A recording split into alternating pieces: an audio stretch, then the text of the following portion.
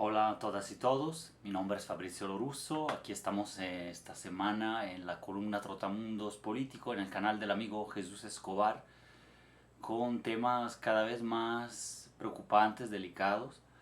Un título que le pondría es América Latina, el Caribe y el garrote del gendarme naranja, en donde los Estados Unidos apuntan a Venezuela, pero no solo, eso sería una limitación como que de la visión, con la excusa de siempre, el narcotráfico y el terrorismo, ficciones narrativas útiles para el ejercicio del poder duro, o sea, la violencia internacional de Estado, ¿no?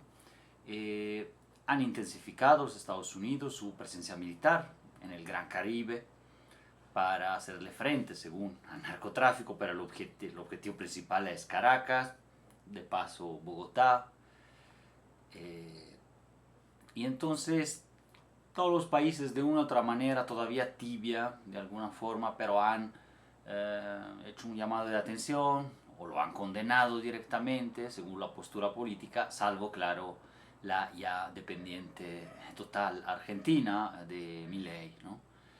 En las últimas semanas, pues la Casa Blanca llegó a intensificar pues, la lucha en contra de lo que declara ser una dictadura en Venezuela, eh, también después del premio Nobel por la Paz a Corina Machado, ¿no? Como surrogato del Nobel que quería el mismo Donald Trump por la paz. Y bueno, entre septiembre y ahora, finales de octubre, primeros días de noviembre en realidad, las fuerzas navales y especiales estadounidenses se han concentrado efectivamente en el mar que han considerado en su historia como parte del patio trasero, ¿no? Que es todo el subcontinente latinoamericano. Igual, estoy hablando de su propia doctrina y visión desde los Estados Unidos. Y en esa especie de Mediterráneo americano, norteamericano, estadounidense más bien, que incluye más de 30 países del subcontinente, aumentó la presencia militar, con más o menos el 10% de los recursos navales estadounidenses que ahora se van concentrando en esta área, en el Comando Sur, ¿no? Como responsable de las operaciones en esta región. Entonces el entorno geopolítico vuelve a arder de este lado del charco, esta vez al menos a nivel mediático, porque bueno, a nivel de guerras todavía siguen intensas también, pero no tanto así en los medios, lo que pasa en Oriente Medio, en Ucrania, en donde se mantiene alta la tensión, pero es en el Caribe y el Pacífico nuestroamericano, latinoamericano, en donde está ahora centrado el foco de la atención. El gobierno de Trump ha logrado, mediante amenazas financieras directas, el blindaje de Argentina a su esfera de influencia, ¿no? Después de la victoria electoral parlamentaria del partido del presidente Milei, la libertad avanza, y la consecuente suspensión indefinida de la soberanía de aquel país austral, que además coquetea con la propuesta de la dolarización, y para también renunciar eventualmente a la soberanía monetaria, entonces a la económica, ¿no? Asimismo, el sostén abusivo al clan Bolsonaro en Brasil por parte de Trump, su gobierno, y los paralelos ataques a jueces, al Poder Judicial, a al Supremo Tribunal y al presidente Lula, se complementa con el intento estadounidense más al norte de descabezar los gobiernos hostiles en la punta norte de Sudamérica, la antigua Gran Colombia, que es bisagra sur-norte y pedestal del continente norteamericano, a Ecuador, con el represor militarista y junior Daniel Noboa. Ya Trump, el tycoon, lo tiene sometido y dosis, pero no así a Venezuela y a Colombia con Maduro y Petro, ¿no? Hay que decir que la masacre en una favela de Río de Janeiro, pues, de la semana pasada, que ha dejado por el momento un saldo de 132 muertos, con la excusa que el gobernador Castro de Río de Janeiro utilizó, claro, bolsonarista también, ¿no? La excusa de la guerra al narcotráfico es un guiño justo a Donald Trump. Tanto es así que así lo presumieron. Justo cuando Lula se encontraba negociando otros temas en Manila, ¿no? Entonces, una operación estatal, ¿no? de policías militarizados de aquella región de Brasil, pero que resultó ser básicamente un ataque y una masacre en zonas que en estos años estaban relativamente pacificadas. No estamos hablando de que no hubiese problemas, ya sea de crimen organizado o de tráfico de drogas, entre otros, ¿no? Pero hay que colocarlo en este contexto de avanzada prácticamente militar estadounidense en la región y un guiño hacia allá.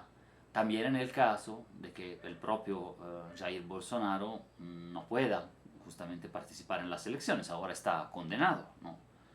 Entonces no puede. Pero bueno, siempre hay ciertos tipos de reveses y aunque no fuera así, pues ahí se amontonan los sucesores cada vez más a la derecha, cada vez más racistas, cada vez más militaristas y milicianos. El miliciano en Brasil es la figura del ex militar, como lo es el mismo Bolsonaro, pero que se reintegra ya sea a la seguridad privada, a las fuerzas policíacas, a fuerzas paramilitares, gestionando negocios paralegales, delincuenciales, incluso en las favelas, en los barrios, y ese fenómeno es muy común en Río de Janeiro, en donde tanto en contra de favelados, ¿no? Son las personas pues, de los barrios, como en contra de activistas, ¿no? Como Marielle Franco, asesinada. Esos milicianos pues tienen cierto control de negocios legales e ilegales y son grupos pues ultraviolentos y claro, el clan Bolsonaro, su familia, los gobernadores afines, pues básicamente también manejan ese tipo de violencia relacionada con la violencia de Estado, ¿no? Bueno, de eso se ha tratado en esta terrible matanza con la excusa, ya válida para todos, de la guerra al narco, ¿no? Que eso no fue, ¿no? O sea, muchas personas que estaban simplemente ahí y aparecen incluso algunos decapitados, torturados de mala manera y quieren hacerlo aparecer como un crimen de los propios traficantes o favelados o grupos de este grupo criminal del Comando Vermelho, no el Comando Rojo, pero es posible y probable que estas justamente son técnicas de guerras militares y paramilitares típicas también de grupos milicianos que responden al clan Bolsonaro y sus allegados como Costa, el gobernador de ahí. ¿Por qué hablo de esto como tema, digamos, emergente de los últimos días respecto de la propia columna que ahora voy a seguir como que el hilo? Pues porque no está desconectado de los métodos que Trump está abriendo para los gobiernos de derecha de la región, cerca de las costas mexicanas, cerca del Caribe, cerca de Venezuela, Colombia, Centroamérica, Cuba también, que son bombardear, destruir, sin, claro, ningún proceso, juicio y sin pruebas, presuntos terroristas y o narcotraficantes, entre los cuales, atención, ya están incluidos los propios presidentes, o sea, Maduro y Petro, con declaraciones del mismo Trump y gente de su gabinete sobre su pertenencia a un grupo criminal, ¿no? Entonces, este es el cuadro, yo creo que es de una gravedad inédita desde quizás la época de la seguridad nacional, ¿no? Con las dictaduras del Cono Sur, etcétera, pero con toda otra retórica y otros medios tecnológicos para implementar esta forma de control de recursos, porque de eso se trata, no de narcotráfico, y de gobiernos dóciles y afines que puedan mantener esa región como la región del patio trasero justamente de Estados Unidos. Dentro de este gran triángulo de Norteamérica que de Panamá abre sus alas de izquierda a derecha hacia los extremos fríos de Alaska, Canadá y Groenlandia, es donde se quiere mantener el control más estricto, más militarizado por parte de Estados Unidos, ¿no? incluyendo a Groenlandia como otro gran anhelo de mediano plazo, de conquista, digamos, yanqui, ¿no? Y solo México aquí representa un país grande y algún tipo de dique de contención en este contexto, y en el largo plazo hasta un peligro real y percibido por la potencia anglosajona, porque México es un país enorme con más de 135 millones de habitantes y una identidad otra, claro, no anglosajona, fuerte, distinta, y no está simplemente en la frontera sur de Estados Unidos, está dentro de sus entrañas, como pueblo, descendientes también, y desde ahí puede reventarlo en algún escenario futuro. Esta es la amenaza percibida dentro de Estados Unidos. Desde Florida, la maquinaria del Pentágono recupera añejas coreografías sobre vuelos, movilización de flotas, pulverización televisada de lanchas en el Caribe y también recién, frente a las costas acapulqueñas, repite lo mismo, 830 kilómetros, como que ya en las colindancias con las aguas nacionales mexicanas, en donde la Marina ha rescatado incluso un sobreviviente, ¿no? Todo condimentado con comunicados amenazantes sobre la eterna e inacabable lucha contra el narcotráfico, ahora en su versión potenciada de guerra al narcoterror, alardeando la ecuación cárteles, grupos terroristas y luego presidentes. Atención, no solo se trata de Maduro, bueno, de alguna manera de Lula todavía no llegaron a decir eso, pero pronto va a pasar, o de Petro.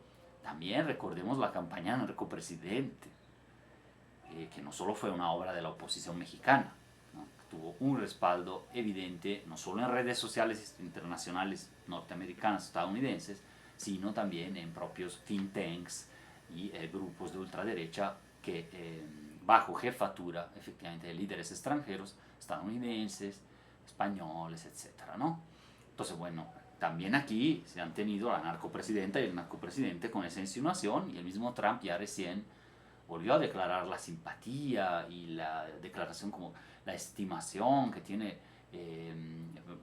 hacia Claudia Sheinbaum, pero no el hecho de que México esté libre de la problemática, más bien dice que es un narcoestado prácticamente al país. Detrás de los ya conocidos eufemismos se asoma el manotazo imperial, que consiste en el control del espacio vital o patio trasero extendido, le llamo yo, que es decir, no es el Caribe nada más, la frontera mexicana, sino ya un patio trasero extendido más allá del Caribe, seguro, ¿no? La demostración del músculo militar y el hard power, la narrativa del enemigo externo. Así se justifica el acto de encarcelar o asesinar migrantes y pescadores, como lo ha denunciado Petro, ¿no? Ejecutados extrajudicialmente en aguas internacionales, en donde tampoco es que puedas así como que pulverizar lanchas como quieres, ¿no? Pero bueno, claro, Estados Unidos lo hace, considerándolos por default como traficantes, hombres y terroristas. Y se crean mitológicos narcopresidentes, cárteles, ¿no? También, todo con el fin de supuestamente proteger las fronteras internas. En palabras de Trump y sus halcones, para Maduro y Petro hoy resuena la amenaza infame y el recuerdo del destino del expresidente panameño y ex aliado gringo Manuel Noriega, ¿no? Los 80s. A la postre, en el 89, defenestrado y extraído de Panamá, con centenares de muertos de aquel país, después de una sangrienta invasión estadounidense, ¿no? Y relativo golpe de estados para establecer el orden que hoy se ve nuevamente agrietado por la excesiva presencia china en el canal, según Trump, nodo vital de la hegemonía marítima estadounidense. En las últimas semanas, Washington ha intensificado sus operaciones navales y aéreas contra Venezuela y Colombia. Como decía en una entrevista de Rompeviento TV, Buenabad, que más que estar contando el número de muertes, que ahora ya ha superado 60 personas en pocas semanas, ¿no? De estas embarcaciones en el Caribe, presuntamente por la lucha al tráfico de drogas y al terrorismo internacional, que fueron atacadas con misiles, bombardeadas por el ejército, la marina estadounidense, ¿no? El gobierno de Estados Unidos ejecutó extrajudicialmente a 14 personas que estaban a bordo de 4 lanchas, por último, por ejemplo, el 28 de octubre, y van varias más, ¿no? Y el secretario de Guerra, Pete Hegseth, de Estados Unidos, confirmó justo estos ataques, que le llaman ataques letales, contra embarcaciones supuestamente usadas, porque al destruir todo, pues se destruye también la prueba de que tenían eventualmente narcóticos, así como no hubo pruebas de las armas de destrucción masiva en Irak en 2003, ¿no? Que justificó otra guerra. Se disfrazan entonces de ataques letales y de lucha al narco, ejecuciones extrajudiciales por un Estado contra ciudadanos de otro, ¿no? O sea, aquí la cínica justificación de Exet. Dice, estos narcoterroristas han matado a más estadounidenses que Al Qaeda. Ahí está el nexo, ¿no? Y serán tratados de la misma manera. Los rastrearemos, los conectaremos en red y luego los cazaremos y eliminaremos. Entre embestidas de lanchas en el Atlántico y el Pacífico, ahora también el Pacífico, se contabilizan entonces decenas, ya 14 operaciones de este tipo y más de 60 víctimas. Bajo la protesta sobre todo de Gustavo Petro en Colombia, entre otros, ¿no? Los medios dominantes, en cambio estadounidenses, europeos, así dócilmente repiten versiones de la fórmula de manual, que si es la guerra al narco, como en Río. Es escandaloso ver cómo han tratado la masacre de Río, la más grande de la historia reciente de Brasil, como si fuera efectivamente tan solo un enfrentamiento, resaltando el poder de fuego del Comando Vermelho, ¿no? Es lo mismo acá, ¿no? Creando esa figura del enemigo poderoso, que en realidad no tanto lo es, sino que más bien siempre ha trabajado a lo mejor de la mano del propio gobierno y de los milicianos en Río, como cárteles mexicanos y cárteles gringos, ¿no? Pero bueno, esa parte nunca sale y se resaltan las acciones del gendarme norteamericano. Trump, patriarca de la política del gran garrote siglo XXI, versión anaranjada, piedra angular del nacionalismo suprematista, racista, blanco, definitivamente MAGA. Así es como revive el panamericanismo decimonónico de la doctrina Monroe, que es de 1823. América a los americanos, o sea, estadounidenses, ¿no? Así entendidos por ellos, y esto es con el fin de concentrar fuerzas e influencias en el hemisferio occidental americano, y poco a poco, debido a su declino relativo en el resto del planeta y el ascenso de China, retirarse quizás parcialmente de escenarios más lejanos e inestables, pero asegurar este escenario del hemisferio occidental. Es casi un sueño guajiro retirarse así, sin embargo, pero la proyección imperial sabemos que existe y persiste en el largo plazo, a pesar de las tendencias e intenciones más aislacionistas que quieran de tal o cual gobierno. Es una proyección estructural. Entonces, diferente a esa retirada estratégica, es improbable, abanderada por Trump y el movimiento MAGA, que en efecto pretenden, al menos a nivel electoral y retórico, para seguir ganando elecciones, ahora las midterm, por ejemplo, anuncia cerrar puertas al ingreso también de migrantes y cerrar la esfera de dominación de Norteamérica y de América Latina como primera línea, pero excluyendo, digamos, de esta área, de este círculo cercano, claro, a los países considerados no blancos, a esa otra Norteamérica antagonista, por ejemplo, que es México y Centroamérica después. Y en segunda instancia está el resto hemisférico, más al sur, en donde debe por lo menos garantizarse recursos y recursos naturales, mano de obra selecta en dado caso cuando sea necesario, para la asimilación en Estados Unidos y sobre todo gobiernos a modo, ¿no? Abiertos a cualquier tipo de investigación desregulada, etc. No es nada nuevo, pero ahora se está promoviendo efectivamente sin ambajes, sin medios tintes en la narrativa y ya de plano con bombas. O sea, básicamente, y amenaza concreta de invasión de Venezuela o sí, de operaciones de la CIA, eso ya ha anunciado, o de golpes no blandos, pero golpes internos aprovechando pues las oposiciones y el apoyo logístico militar estadounidense. Entonces es menos zanahoria y más garrote, en resumen, en el intento de desempeñarse de escenarios lejanos, pero de asegurar los más cercanos. Por eso la insistencia en reafirmar el control continental regional y reconstruir esa fortaleza América, Panamérica, de norte a sur, que no Latinoamérica, limitando la ya imponente influencia económica y en parte política de China, parte de Rusia, sobre todo en Venezuela, de China, ¿no? En todo el sur y todo el continente en realidad. Entonces, bueno, en esta visión neocolonial, América Latina es entonces la región perennemente menor de edad, objeto de tutelaje, periferia funcional, digamos, al centro, a la que se le permite el voto, pero no la autonomía real, en donde el voto va a estar condicionado a que gane el candidato Milei en este caso, el candidato Noboa en Ecuador, etc., ¿no? Se trata de la periferia inferiorizada de la fortaleza, idealmente blindada para el usufructo estadounidense desde Río Bravo al Ártico. En Asia, el círculo cercano podría incluir uno que otro aliado satélite, como Japón, Corea del Sur, en función anti-China, y también a la Europa satélite derechizada, sobre todo proyectada como blanca, anti-islámica, que es lo que tienen en común, también lo tienen en común con Israel, otra pieza fundamental en ese tablero, pero que se deja más en sus manos ahora la gestión periférica imperial, y bueno, amurallados también estos países en contra de los migrantes, de los musulmanes, que igual como las y los mexicanos en Estados Unidos ya no están en las fronteras, sino que son el corazón del centro de Europa, por eso percibidos como más peligrosos todavía. Pero los gobernantes y cabalgado, ¿no?, ese tema por las extremas derechas que van poco a poco ganando y aspiran ahora, ya la otra pieza va a ser Francia, probablemente, entre otras.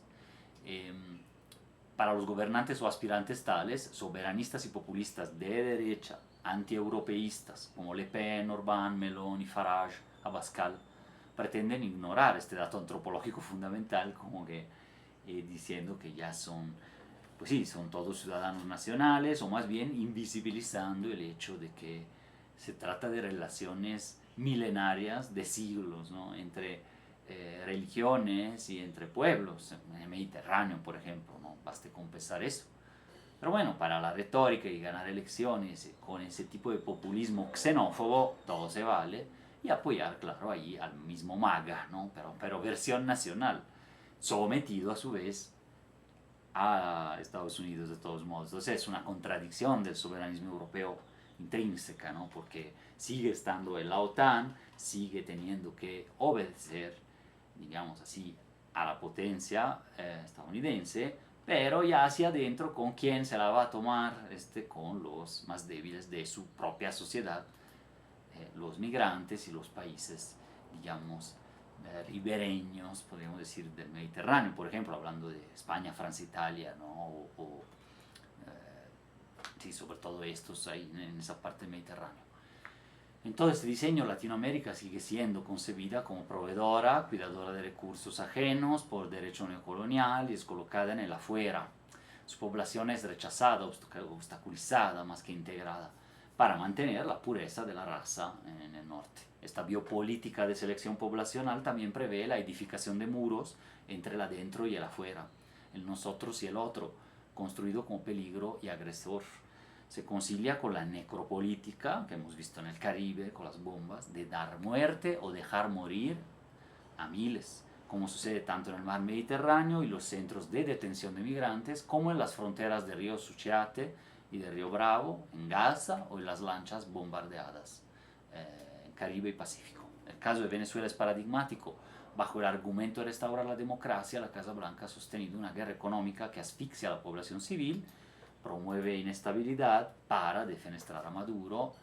El nuevo acoso marítimo, los ataques a supuestos traficantes son parte de este libreto, que comenzó con las sanciones, continuó con el reconocimiento de gobiernos paralelos, le hace Juan Guaidó, y en otro tenor el premio Nobel para María Corina Machado, y hoy se expresa en incursiones navales y autorizaciones explícitas a la CIA, ¿no? Pero las aguas del Caribe y Pacífico guardan esta memoria. El guión no es nada nuevo, y lo que estamos viendo es actualización de la vieja doctrina Monroe combinada con la política del gran garrote que Theodore Roosevelt a principios del siglo XX ensayó. La retórica de Trump sobre la defensa del hemisferio occidental, la amenaza constante contra Cuba, Nicaragua, Venezuela, la militarización del Caribe responden a esa misma lógica, excluir a potencias rivales como China, Rusia, del patio trasero, y reafirmar que Estados Unidos sigue siendo el árbitro de la región. en un intento de desempeñarse de otros escenarios que ya repetí es muy difícil de realizar. En esta nueva versión, la doctrina Monroe se reviste de patriotismo económico, de otros discursos, suprematismo racial, energético, asegurar el control de las rutas marítimas, corredores digitales, recursos estratégicos en tierras ajenas, petróleo, litio, tierras raras, agua, alimentos, fondos marinos, rutas, estrechos, subsuelos, cableados, ¿no? Y largo, etcétera, ¿no? Bajo el argumento de la seguridad nacional en tierra propia. Trump ha hecho de la política exterior un tópico semidesconocido por la mayoría de la población estadounidense, un instrumento interno de propaganda. Sus recientes maniobras buscan no solo disciplinar a América Latina, sino también reordenar el tablero global. Mientras Rusia, China amplían su influencia en Eurasia, África, América del Sur, Washington intenta reafirmar su hegemonía, pero mediante el miedo y la coerción, en donde más pueden tener efecto. Y hay aliados internos en cada país latinoamericano, y es la autocrítica que yo creo se debe de hacer internamente. La tensión entre Petro y Trump, por otro lado, no solo es retórica diplomática, se ha convertido en un episodio visceral del choque entre un proyecto nacional todavía endeble, del reformista colombiano, y la política de presión económica y simbólica del imperio. En enero del 25, tras negarse el gobierno colombiano a recibir 2 vuelos militares de retorno de ciudadanos que eran deportados en condiciones indignas por Estados Unidos, Trump respondió con aranceles del 25% a productos colombianos y restricciones de visas para funcionarios, amenazas de mayores gravámenes. Y ahora sanciona directamente a Petro y su familia.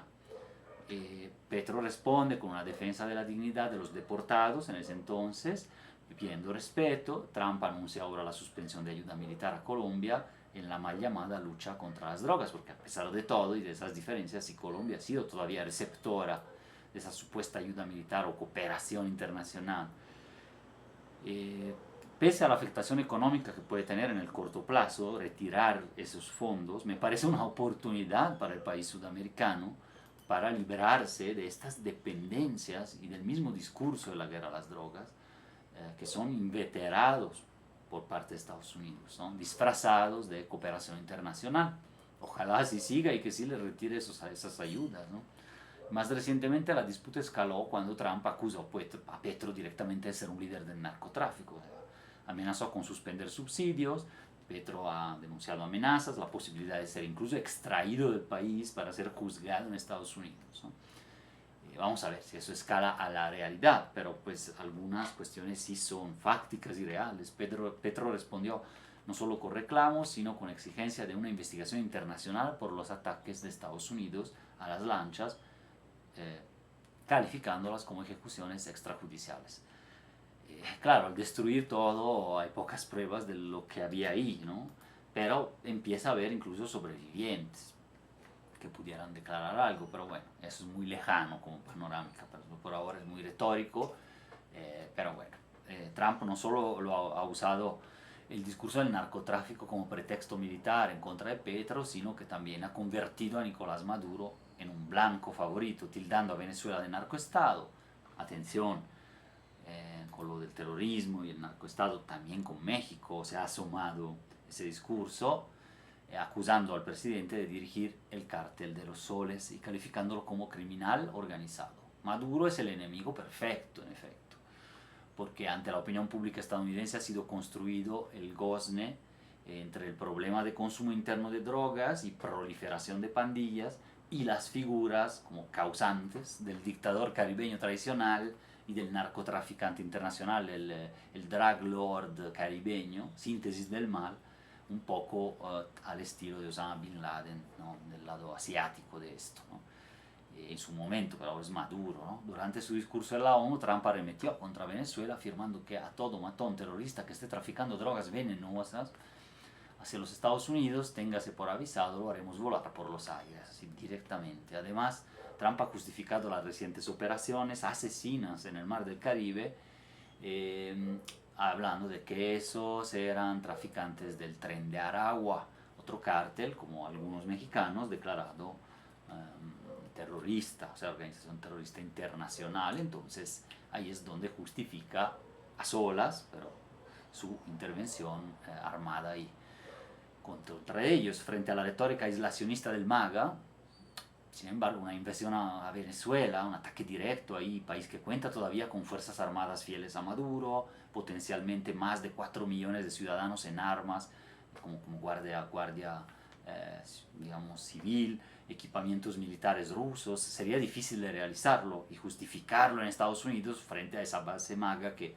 más bien quiere sí control, sí orden, pero como que cierto retraimiento de esos escenarios. O sea, abrir un frente así sería complicado, pero puede realizarse, claro, el apoyo a una enésima cruzada antinarcos, el régimen venezolano, operaciones encubiertas de regime change, se digeriría mejor y hasta aportarían consensos para las elecciones de medio periodo este año, ¿no?